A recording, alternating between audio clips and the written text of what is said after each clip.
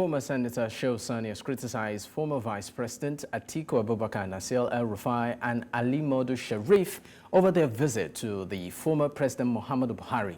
He said the visit wasn't innocent but a strategic move to unseat President Bola Ahmed Tinubu in 2027 during the next presidential poll. He said, and I quote, "The recent visit of some prominent northern politicians to Dara appears to be the usual Eid homage. But looking deeper and beyond the facade, it's superstitiously a new attempt to build a strong northern alliance, using ex-President Buhari as an rallying point to challenge and evict President Tinubu's government in 2027. Now joining me, of course, to shed more light on this and discuss this is Farouk Bibi-Farouk, a political analyst from Abuja. Thank you for joining me, Farouk. Now, quickly, my first question to you is, this visit, of course, one would say that maybe it might just be casual, but political analysts are beginning to voice in and say, you know what, there's more to this. Do you think that the former senator has some points, in his summation? Okay. Thank you very much.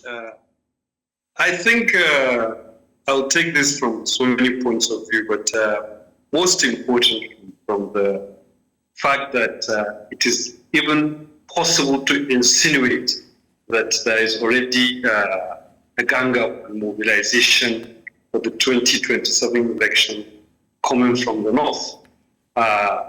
That itself says a lot about probably the performance of Tinubu so far, and probably his body language towards the region or section of the country that has given him sufficient votes to clinch the presidency.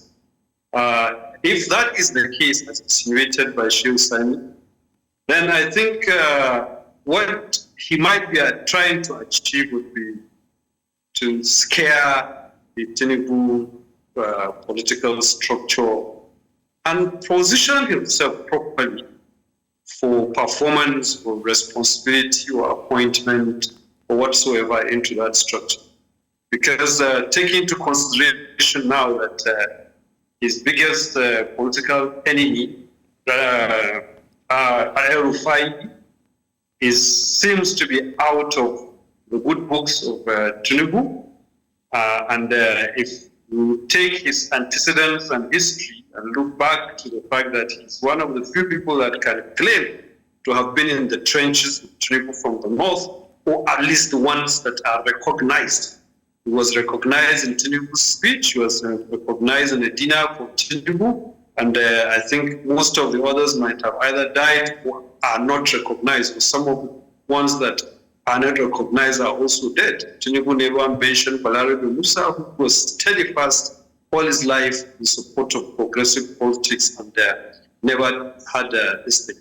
Abubakar Rimi and so on, where all his supporters were supporters of Abiola and on June 11th. So I take it that Shehu Sani is a very clever activist and politician, is finding a place where he can position himself by scaring Tinubu that there is already a meeting going on.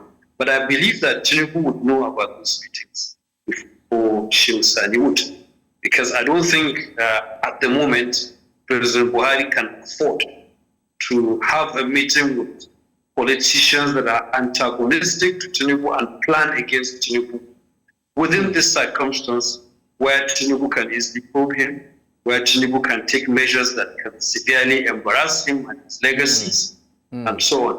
All right, so, but I think, I don't think I'm sorry to interject here, but do you think that this culture of visiting former presidents, like we've seen not just with this one, but in the past too, where people or individuals who have ambition for the top job, sort of take turns to visit the former presidents. How much of influence do you think these past leaders have, to galvanize the kind of support these individuals might be, emphasizing for their political ambition? Well, a lot of times they are over-exaggerated to that extent. When things are normal going on, there are people of high respect, political consultation, decision-making. You wouldn't want to do anything without informing them. It's a normal African thing. But when the chips are down, sometimes they themselves calculate where it is best suited for them to be, or they decide to keep quiet.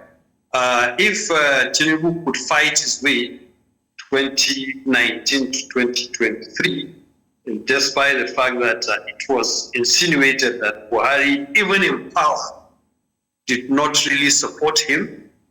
And then, of course, none of the people visited had openly supported him. Obasanjo, they listened to very well, had not supported him, and he could still get the ticket of the APC and win the presidency. And there must be other more important, these equally important factors that one cannot discard. But traditionally, like Shehu Sani himself said, it could be Salah greetings. Apart from Salah greetings, there could still be some consultations.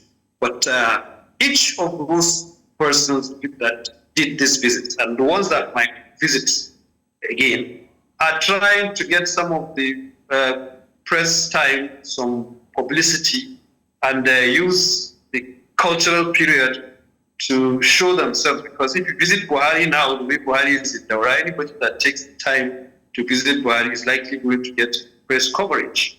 And so, of course, there is no doubt that all of the persons mentioned have ambitions. But I don't think that they could connive, like Shehu Sani is insinuating.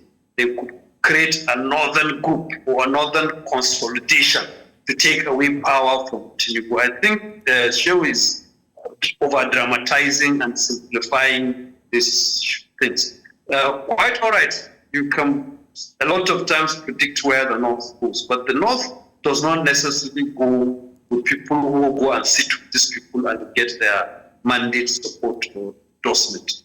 Abiola was able to get the support of the North much more. Tinubu himself has gotten more support from the North than from the South. And so the North is not that kind of antagonistic or that sensitive to that sectional politics that is always attached to it. I don't think so. Peter Obi benefited from Southeast votes, a lot of Southeast votes, whether they are for him, for his identity, for ideology, whatever. But the North, a lot of times, decides to become president, but also listens to whoever is available in the field. Believe that it is in the North, it is always tribalist, sectional. I think it's not as strong as it has been insinuated in the media or by people who want to use that to become important in political but don't you also think, I mean, that belief also stems from the fact that, I mean, we've also seen that happen in reality where a bulk of the votes, once it comes from there, most likely a winner is due to emerge. So, I mean, I'm just coming to that line of thought where you said it might just be over-exaggerated. Yes, the reality on ground is the North will decide who becomes president. They will do that because one of their number, they have been forced to be into one geopolitical group, unit, in spite of their differences. And so the South is divided into two groups, sometimes three. The North always manages to come out. From the Southern perspective itself, every Northerner is a Malam, so at the end of the day, it's attached to him.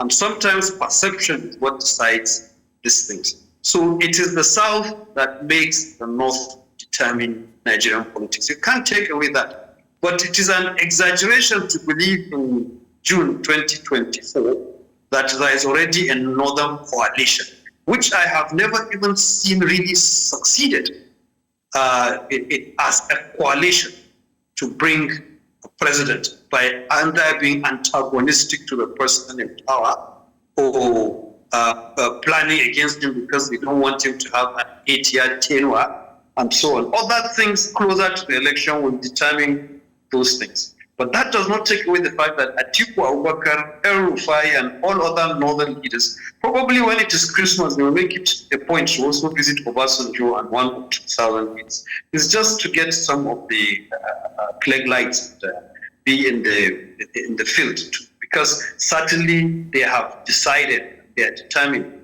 they will contest the election 2027. And I think analysts or clever politicians are beginning to sense that the Tinubu administration is very sensitive to political moves.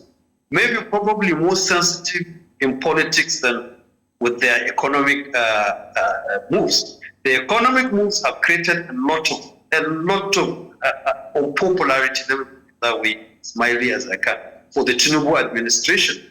And little political activities have actually received reactions.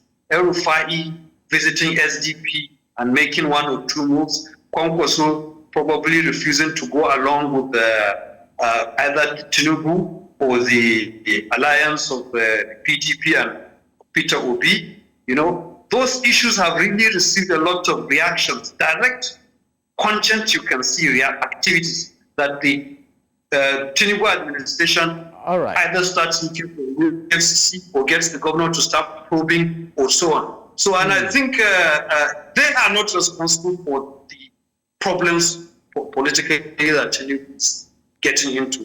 But his close people, including clever people that want to get prominence in the political setup he has, will want to blame them so that they can get relevance. Actually, I will tell you, Tinubu in politics is playing the same mistakes made with the economy. The 2 major economic problems of the Naira devaluation and subsidy is trying to play them in Kano and Rivers State. Okay, those ones. Okay, can you just, I mean, you just made a point now. You said he's playing the same politics he played with the economy.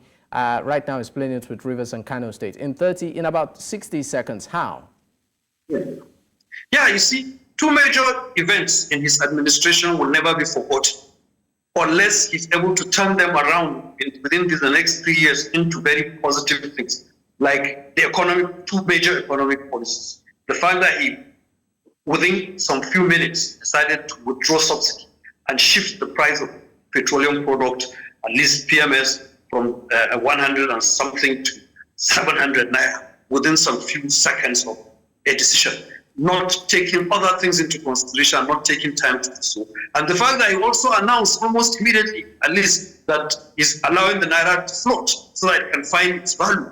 Those 2 political economic decisions will stay with this administration until 2027 unless they change it. Now, he's also playing with Rivers politics by trying to, right from the beginning, prop up a wiki against a governor that will continue to get stronger every day and play local government politics with that, using his federal might. He has gone to Kano to now play chieftaincy politics with the Ado Bayero and Sunusi issue, or a political place, like your former speaker said, sending soldiers and visibly security forces to support one group or the other. If those 2 groups explode on him politically, they will be as damaging as the economic problem he has. I tell you, if there is any shootout in the palace of Kano this night, Tinubu's legacy in the north will die. If somebody shoots a gun inside Sunusi's palace today, then Tinubu will be blamed. So, and I think he allows it, and it is coming up. That is the same thing that could happen if a problem happens in the local government secretariat today in Rivers, and somebody loses his life, or somebody a secretariat is right, Mr. Farouk Bibi-Farouk, I'm sorry, we need to go. We need to go. Thank you so much for your contribution on the program, but we are pressed for time. Once again, thank you for your time. Mr. Farouk Bibi-Farouk, political analyst from Abuja. Thank you. Thank you very much for having me. All right.